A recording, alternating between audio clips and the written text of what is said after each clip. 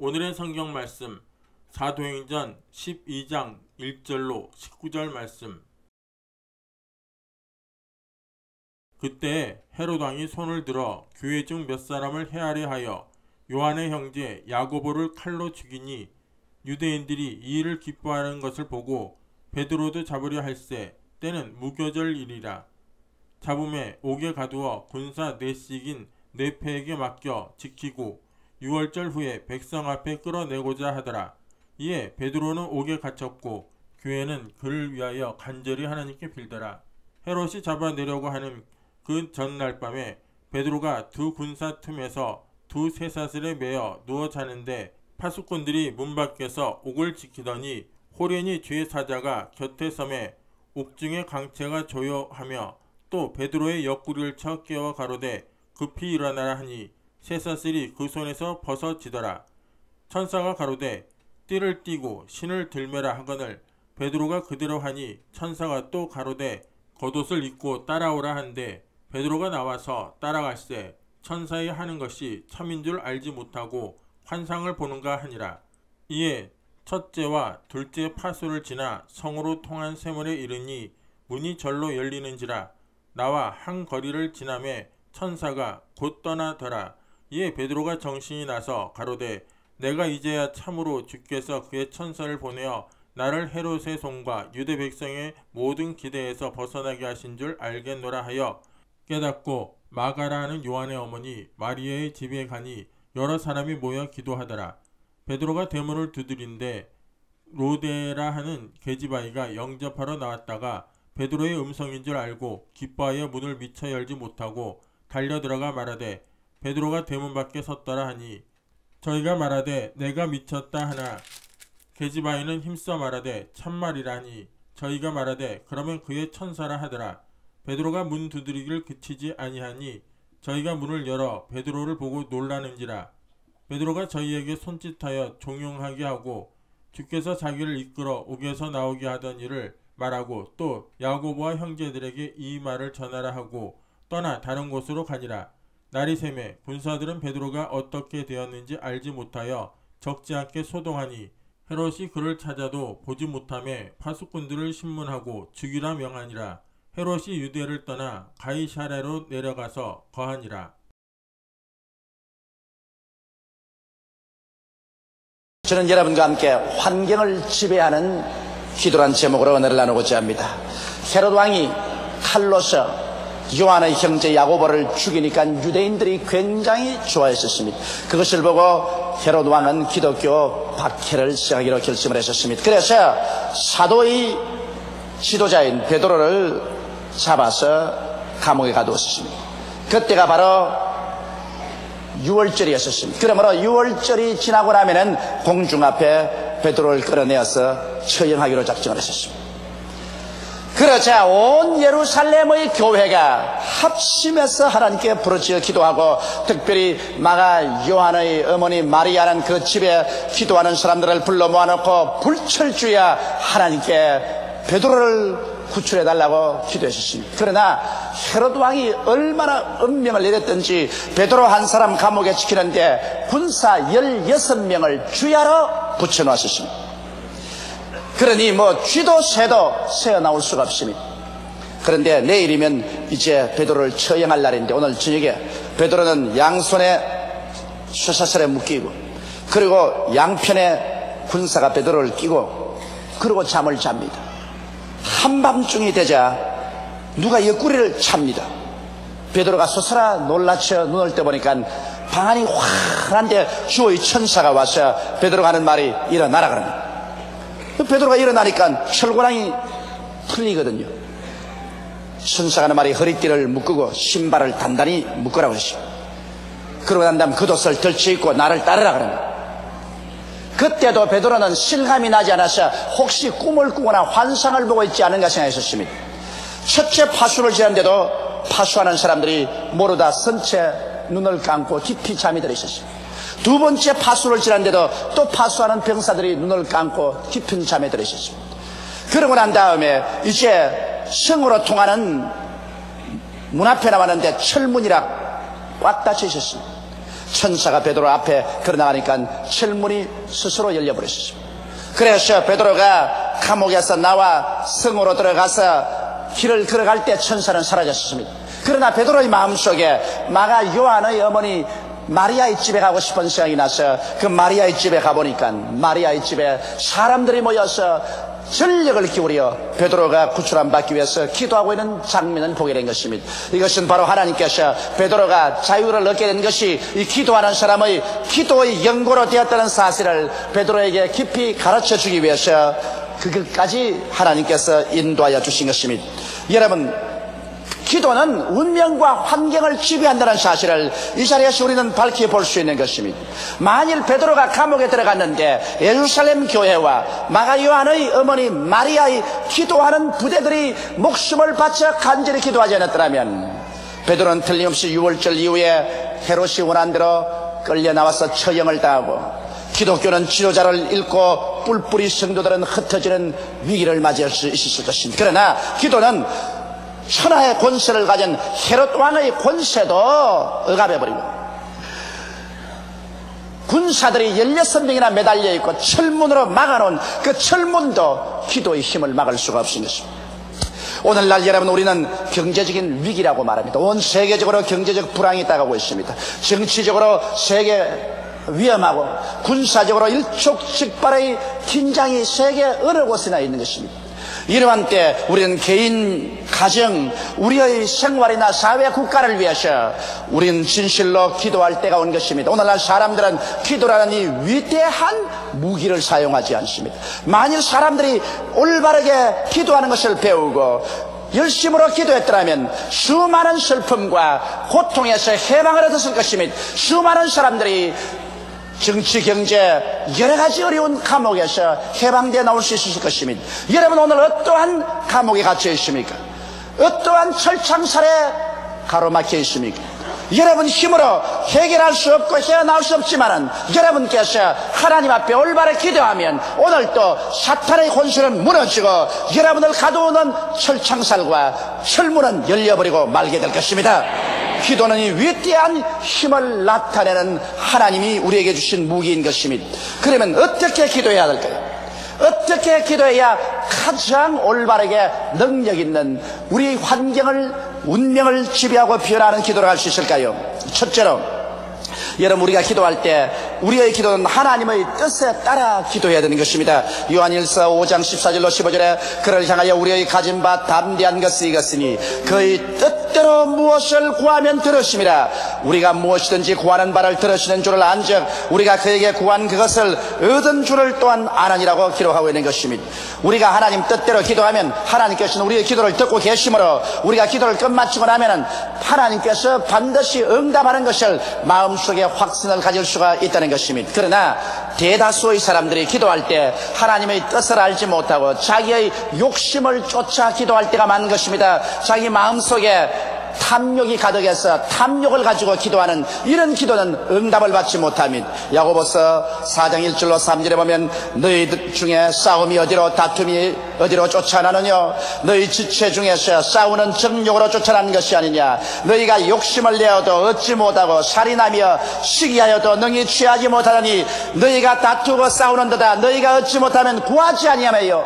구하여도 받지 못하면 정욕으로 쓰려고 잘못 구함이라고 말하고 있는 것입니다. 하나님께서는 여러분과 내가 욕심을 가지고서 기도하는데 응답해 주겠다고 말씀은 하지 않으셨습니다.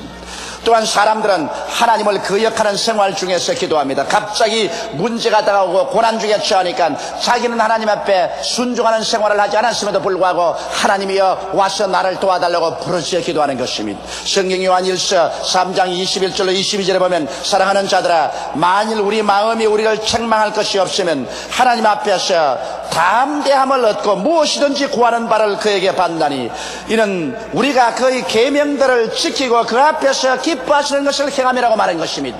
우리의 신앙생활이 하나님의 계명을 짓밟아버리고 하나님 계명을 던져버리고 아무리 주여 주여 부르짖어 소용이 없습니다. 예수님께서 친히 말씀하기를 내가 아버지의 계명을 지키고 아버지의 사랑 안에 거하는 것처럼 너희도 나의 계명을 지키면 나의 사랑 안에 거하리라고 말하는 것입니다.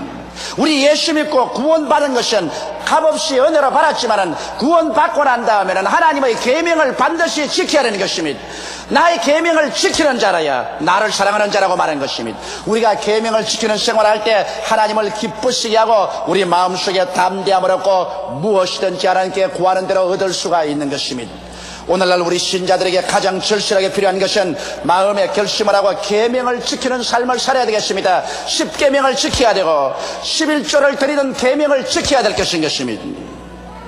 이렇게 할 때 하나님께서는 여러분과 나의 기도를 들어주실 마음의 준비를 하게 되시는 것입니다. 그러면 하나님의 뜻에 따라 구하는 기도란 어떤 것일까요?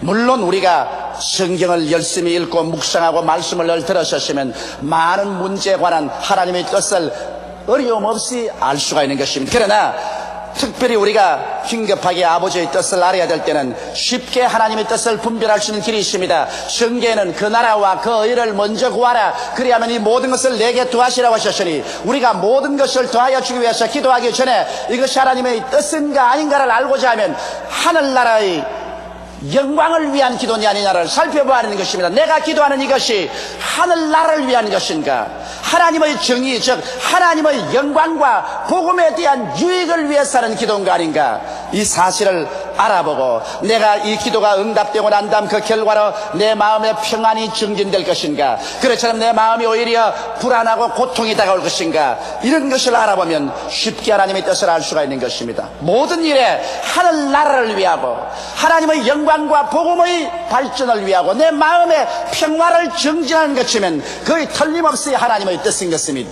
여러분, 예루살렘의 성도들이 담대하게 기도할 수 있었던 것은 그들은 베드로가 감옥에서 나오는 것이 하늘나라를 위한 것이고 하나님의 영광과 복음의 발전을 위한 것이며 온 신자들의 마음속에 큰 기쁨과 평안을 가져올 수 있는 길인 것을 알았기 때문에 그들은 담대하게 하나님의 뜻인 줄 알고 기도할 수가 있는 것입니다. 둘째로, 여러분, 우리가 기도할 때 하나님의 능력을 인식하고 기도해야 되는 것입니다. 사람들은 하나님의 능력을 반신반의하고 의심해서 기도한다면 진실한 기도를 할 수가 없고 또 전적으로 하나님께 내 문제를 내어 맡기고 기도할 수 없는 것입니다. 이렇기 때문에 먼저 기도하기 전에 하나님은 능히 그 기도를 응답해 줄 수 있고 문제를 해결해 줄 수 있다는 그 하나님의 능력에 대한 확실한 지식을 가지고 기도해야 되는 것입니다. 하나님은 전지하시고 하나님은 전능하시고 하나님은 무소부재하시다. 이 사실을 우리는 성경을 읽어서 깨달아 알아야 되는 것입니다. 묵상해서 알아야 되는 것입니다. 많은 사람들이 기도하면서 마음의 의심을 하면서 기도하는 것입니다. 정말 하나님이 들어주실까? 믿져야 본전으로 기도해보자. 진실함이 없습니다. 자기의 모든 것을 내어 맡기고 운명을 걸어놓고 기도할 수 없습니다. 혹시 기도해서 맡겼다가 하나님께서 돌보아 줄 수 있는 실력이 없다면 파멸되지 않겠는가, 그런 염려를 하는 것입니다. 그러나 여러분과 내가 창세기부터 요한계시록까지 하나님의 말씀을 부지런히 읽고 하나님의 말씀을 묵상하는 생활을 했다면 성경을 통하여 우리는 하나님께서 모든 것을 샅샅이 다 아시고 하나님은 천지를 지으셨으니 하나님께서 원하시면 무엇인지 하실 수가 있으며 하나님은 지금도 우리와 함께 이 자리에서 함께 계시다는 것을 확신할 수가 있는 것입니다. 이와 같이 하나님의 능력을 인식하고 우리 마음속에 담대한 무장을 하고 기도해야 그 기도가 효과가 있는 것입니다. 셋째로, 우리가 기도할 때 믿음의 증거를 내어놓고 기도해야 되는 것입니다. 예수님은 항상 우리 믿음을 보시고 난 다음에 내 믿음대로 될지라고 말한 것입니다. 그러므로 우리가 하나님께 능력 있는 기도를 드리려면 눈에 보이는 믿음의 씨앗을 심고 그 믿음을 통해서 기도해야 되는 것입니다. 우리가 믿음의 씨앗을 심는다는 것은 우리 마음속에 믿음을 풀어놓는 것이요, 또 하나님께서 역사할 수 있도록 기회를 드리는 것입니다. 오늘 많은 사람들이 그냥 믿져야 본전으로 하나님께 그저 기도해보자, 신실성이 없는 기도를 하는 것입니다. 여러분이 하나님께 진짜로 그 기도가 응답받기 위해서 하려고 하면은 믿음의 씨앗을 심어야 됩니다. 오병이어로 5,000명을 먹이고 12바구니 난 이 기적은 먼저 어린아이의 떡 5덩어리와 물고기 2마리를 예수님의 손에 심어놓은 역사가 있었습니다. 예수의 손에 안드레가 오병이어를 심을 때 그는 자기의 믿음을 풀어놓았었습니다. 예수님이 기적을 행할 것이라는 것을 풀어놓았습니다. 예수님은 이 오병이어를 받고 난 다음에 이를 통해서 하나님의 역사를 나타낼 수 있는 동기로 삼으신 것입니다. 사렙다의 과부가 마지막 남은 한 움큼의 밀가루와 병에 남은 기름으로 과자를 구워서 마지막 자기와 자기 아들이 먹고 죽으려고 할 때 엘리야가 와서 그것을 요구했었습니다. 여러분, 사렙다의 과부에게는 이것이 자기가 가진 최후의 것입니다.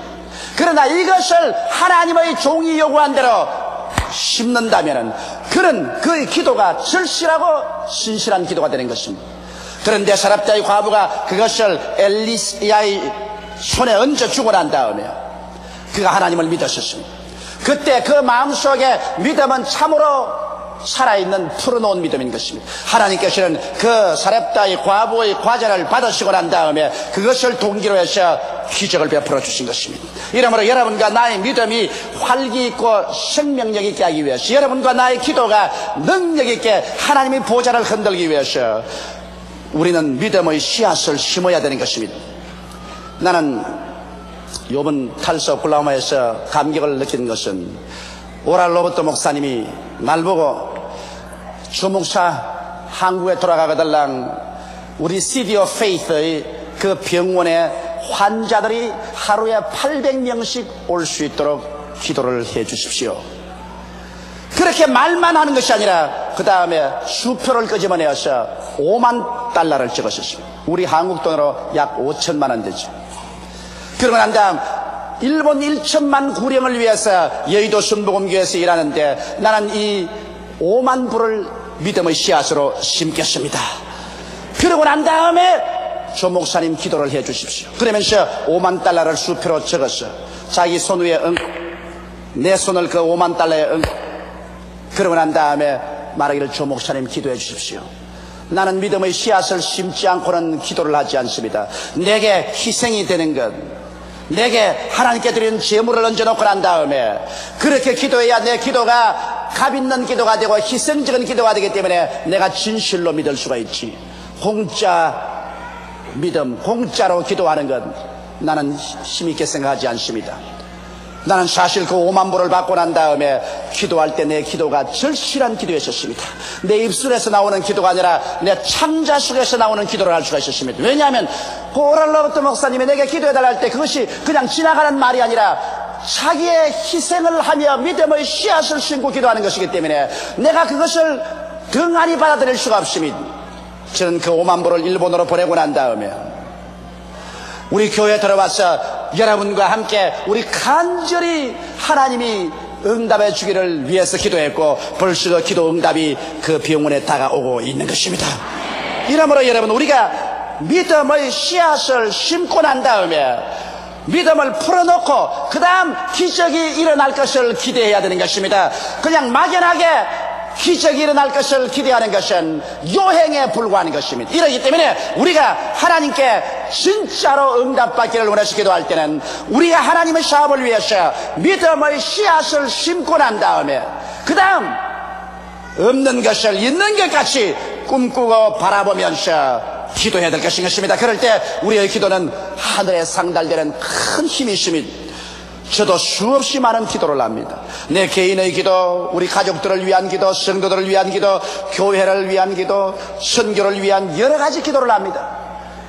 저는 일반적으로 기도할 때, 하나님과 그저 감사하고 교제할 때, 그럴 때는 믿음의 씨앗을 심지 않습니다만, 내가 하나님의 기적을 기대할 때, 진실로 이 기도를 통해서 기적이 일어나고 하나님께서 감리해 주어서 문제 해답이 오기를 원하는 그런 기도를 할 때는 저는 반드시 믿음의 씨앗을 심습니다.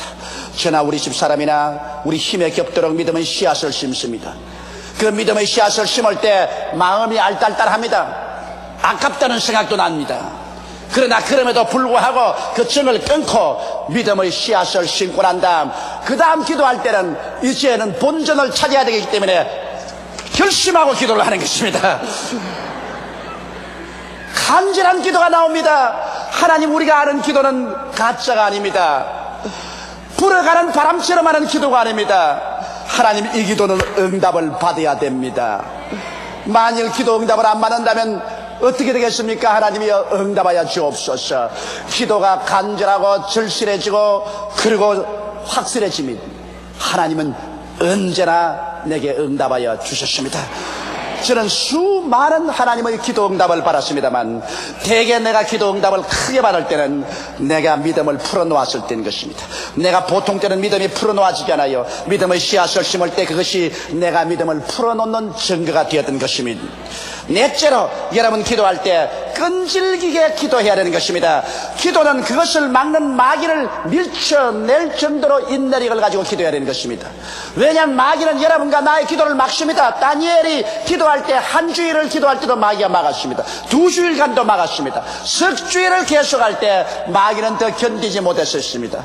하늘에서 천사들이 그 마귀의 진을 깨뜨리고 기도 응답을 다니엘에게 가지고 온 것입니다. 이러므로 여러분과 나의 기도도 마귀가 막고 있기 때문에 이 마귀의 진이 물러갈 때까지 근질기게 기도해야 될 것이요, 하나님도 여러분과 나의 믿음을 시험해 봅니다. 뒤로 물러가면 내 마음이 저를 기뻐하지 않냐라고 했었으므로 물러가나 안 물러가나 주님께서 한번 시험해 보시는 것입니다. 스르보니게 여인 보십시오. 예수님께서 두로와 시돈 지구에 가셨을 때 스르보니게 여인이 뛰어와서 예수님의 제자들에게 간청을 했었습니다.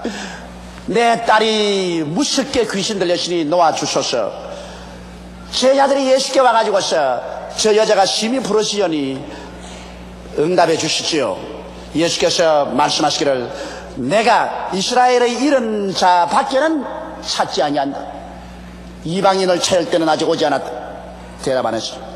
그 여인이 예수님 뒤에 와서 부르시어도 예수님 무시해버렸습니다. 그러나 그 여인이 뒤에 와서 예수님 발 앞에 엎드려가지고서 주여 내 딸이 귀신 들려 싸우니 고쳐주옵소서. 예수님이 굉장하게 면박을 주었습니다.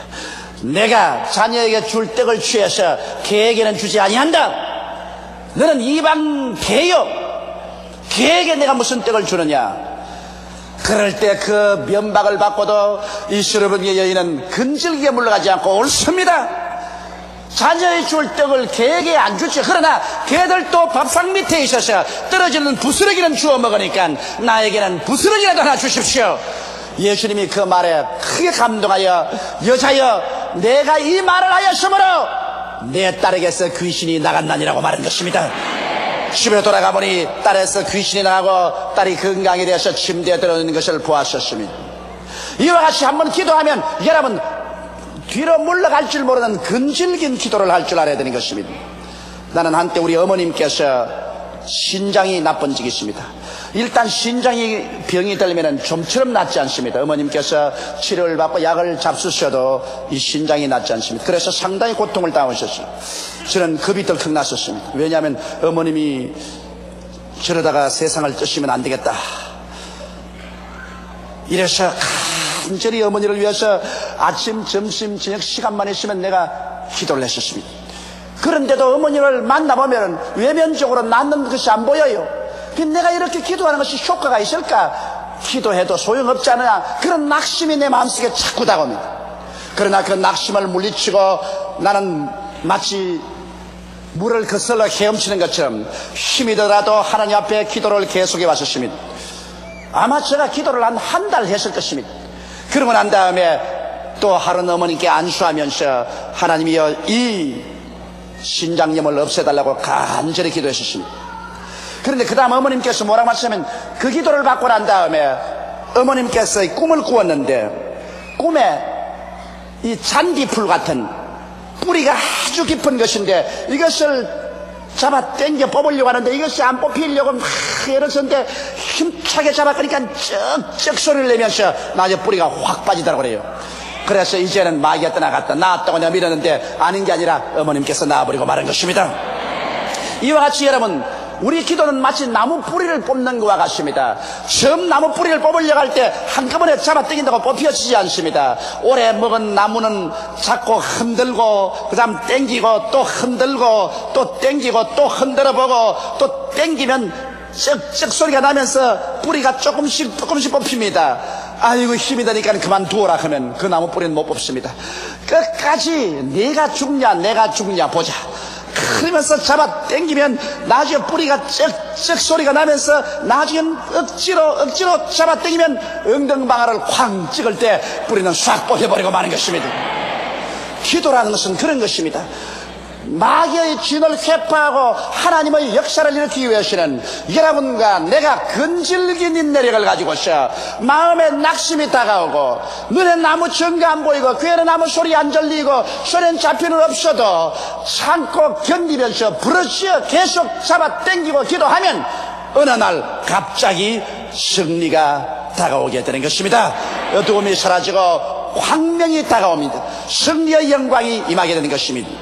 다섯째로 여러분 우리 기도할 때 합심 기도하는 것이 중요합니다. 마태복음 18장 19절로 20절에 진실로 다시 너희에게 이르노니 너희 중에 두 사람이 땅에서 합심하여 무엇이든지 구하면 하늘에 계신 내 아버지께서 저희를 위하여 이루게 하시리라. 두세 사람이 내 이름으로 모인 곳에는 나도 그들 중에 있나니라고 말하셨습니다. 특별히 자기가 남에게 알릴 수 없는 비밀이 아니면은 기도를 잘하는 사람들을 찾아가서 두세 사람이 모여서 합심하여 기도하는 것이 효과를 발생하는 것입니다. 베드로가 감을 같이 섰을 때도 온 예루살렘 교회가 다 합심했지요. 마리아의 집에 기도 잘하는 사람들이 모여가지고서 불철주야 기도하는 것입니다. 기도를 할 줄 아는 사람이 두세 사람 모이면은 굉장한 힘이 있습니다. 왜냐하면 내 혼자 기도하다가는 낙심될 때가 오는 것입니다. 그러나 옆에서 함께 기도해주는 사람이 있으면 그 기도의 불이 다시 내게 붙어오기 때문에 힘을 얻을 수가 있죠. 성경에는 한 사람이 천을 쫓고 두 사람이면 만을 쫓는다고 그랬었습니다. 혼자 힘으로 기도하는 것보다는 두 사람 이상이 합치면 그 결과로 나타나는 힘이 굉장한 것입니다.